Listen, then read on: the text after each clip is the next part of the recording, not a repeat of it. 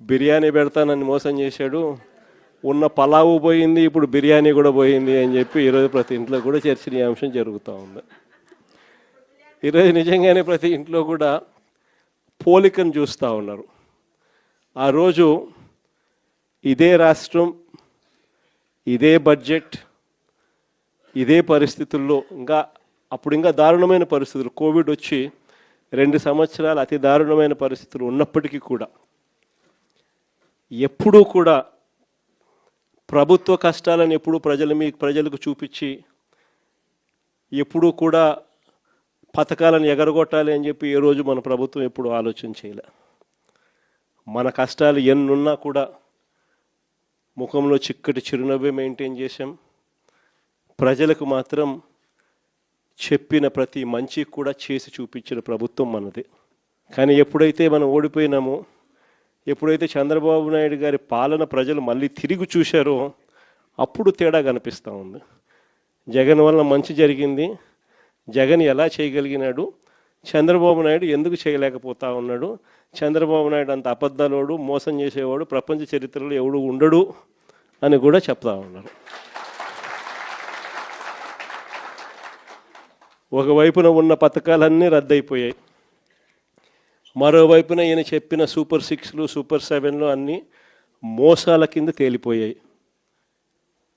ఇంకొక అడుగు చూస్తే వ్యవస్థలన్నీ కూడా పూర్తిగా నీరు గారిపోయినాయి, నిర్వీర్యమైపోయినాయి. ఆశ్చర్యం కలిగించే విధంగా స్కూళ్ళు అయితే కలకలలాడుతూ ఉన్నాయి. మన ప్రభుత్వంలో మొట్టమొదటిసారిగా స్కూల్ రూపురేఖలు మారాయి.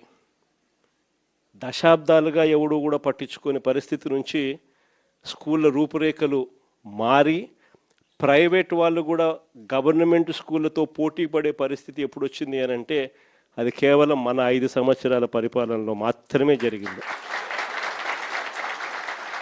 గవర్నమెంట్ స్కూళ్ళల్లో పిల్లల్ని చేర్పించాలంటే ఎమ్మెల్యే చేత రికమెండేషన్ తీసుకొని పోయి లెటర్లు తీసుకొని పోయి చేర్పించే పరిస్థితి నుంచి ఈరోజు గవర్నమెంట్ స్కూళ్ళల్లో ఏకంగా దాదాపుగా 9 లక్షల మంది పిల్లలు గవర్నమెంట్ స్కూళ్ళు మానేసిన పరిస్థితి ఈరోజు రాష్ట్రంలో కనిపిస్తూ ఉంది. స్కూళ్ళు నాశనం అయిపోయాయి.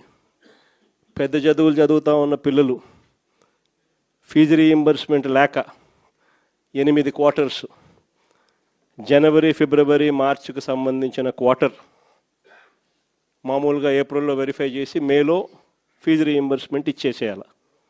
ఒక క్వార్టర్ అయిపోతూనే, ఒక త్రైమాసికం అయిపోతూనే ఆ త్రైమాసికానికి సంబంధించి మన ప్రభుత్వ హయాంలో వచ్చి నెక్స్ట్ త్రైమాసికంలో పాత త్రైమాసికానికి సంబంధించిన డబ్బులు ఆ తల్లుల ఖాతాల్లోకి డబ్బులు పడేటివి వెరిఫికేషన్ కంప్లీట్ చేసుకుని. జనవరి, ఫిబ్రవరి, మార్చికి సంబంధించిన త్రైమాసికం ఆ క్వార్టర్ నుంచి ఎలక్షన్ కోడ్ మార్చి 16వ తారీఖు ఎలక్షన్ కోడ్ వచ్చింది, అక్కడ ఆగిపోయింది.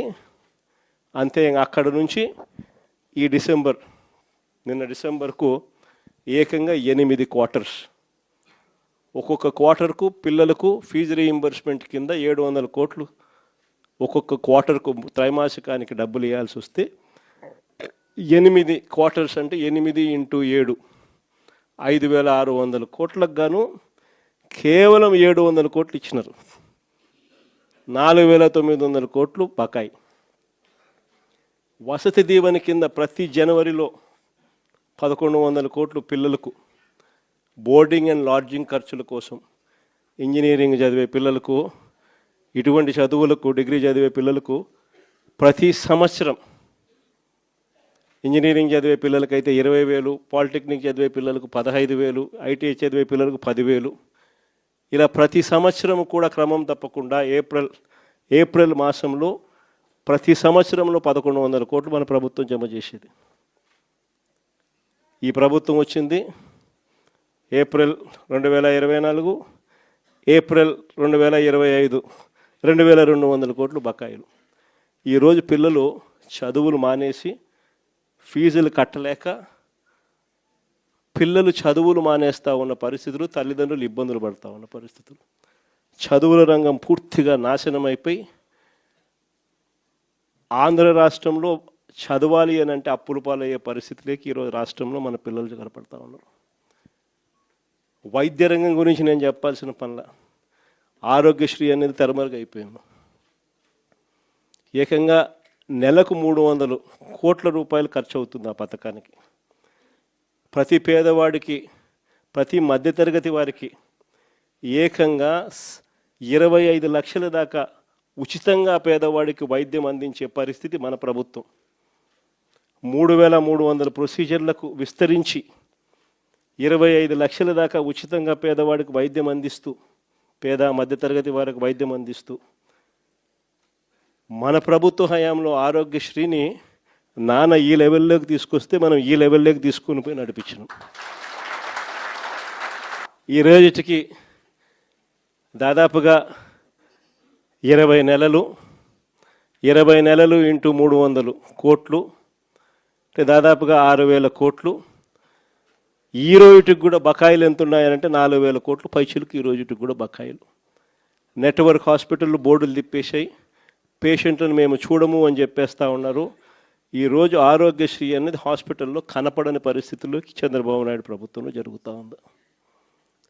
104, 108 మన ప్రభుత్వ హయాంలో కోవిడ్ టైంలో కూడా ఫ్లాగ్ చేసి 104, 108 వెహికల్ మొత్తం పంపించి కొత్త వెహికల్స్ తీసుకొని వచ్చి ప్రతి మండలానికి పంపించిన కార్యక్రమం మందైతే ఇప్పుడు ఆ వెహికల్స్ అన్నీ కూడా పడకేసినాయి.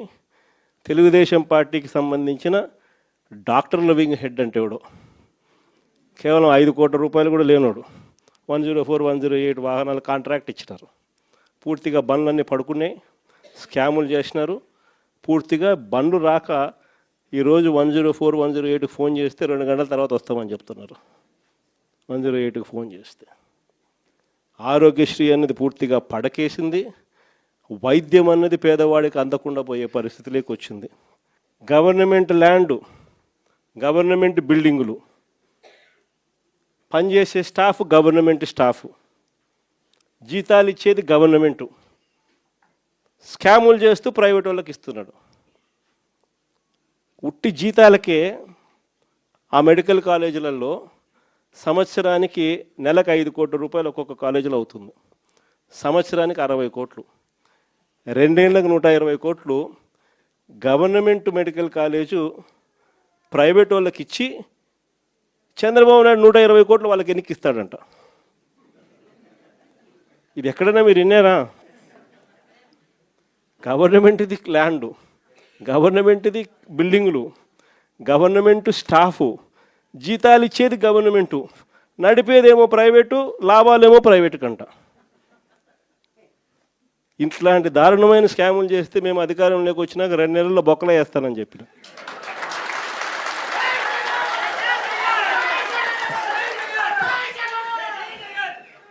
మనం ఎప్పుడైతే ఆ మాట చెప్పినామో అప్పుడు ఒక్కడు కూడా ఆ స్కాములు లేక మేము రాము, మాకు చంద్రబాబు నాయుడు ఈ కాలేజీలు వద్దు అని ఏకంగా చంద్రబాబు నాయుడుకి చెప్తా ఉన్న పరిస్థితులు మొట్టమొదటిసారిగా కనిపిస్తూ ఉన్నాయి. ఇంకా వ్యవసాయం గురించి నేను చెప్పాల్సిన పనుల, ఏ పంటకు గిట్టుబాటు ధరలు రావడంలా, ఎక్కడ చూసినా దళారీ వ్యవస్థ, చివరికి ఎరువులు కూడా బ్లాక్లో కొనుక్కోవాల్సిన పరిస్థితిలోకి మొట్టమొదటిసారిగా రాష్ట్రంలో చూస్తూ ఉన్నాం. మన ప్రభుత్వ హయాంలో ఉన్న ఆర్బీకేలు ఈ పొద్దు తెరమరుగైనాయి. మన ప్రభుత్వం హయాంలో ఉన్న ఈ క్రాప్ వ్యవస్థ ఈరోజు నీరు గారిపోయింది. మన ప్రభుత్వ హయాంలో ఉచిత పంటల బీమా ఈరోజు కనపడకుండా పోయింది. మన ప్రభుత్వ హయాంలో ఉన్న సీజన్ ముగిసేలోగానే సీజన్లో జరిగిన నష్టాన్ని మళ్ళీ తిరిగి రైతులకు ఇస్తున్న ఇన్పుట్ సబ్సిడీ ఈరోజు కనపడకుండా తెరమరుగైపోయింది. చివరికి రైతులకు ఈయన ఇస్తానన్న అన్నదాత సుఖీభవ అని చెప్పి ఈయన ఇస్తానన్న కూడా మోసంగా తెగిపోయింది. సంవత్సరానికి 20,000, 2 ఏళ్ళకి కలిపి 40,000, ఇచ్చింది 10,000, 30,000 ఎగనామం. రైతుల పరిస్థితి ఈరోజు ఎందుకురా నాయనా చంద్రబాబుని తెచ్చుకున్నాము అనే పరిస్థితిలో ఈరోజు రైతులు బాధపడతా ఉన్నారు. మీరే చూడండి, వ్యవసాయం, చదువులు, విద్య, వైద్యం,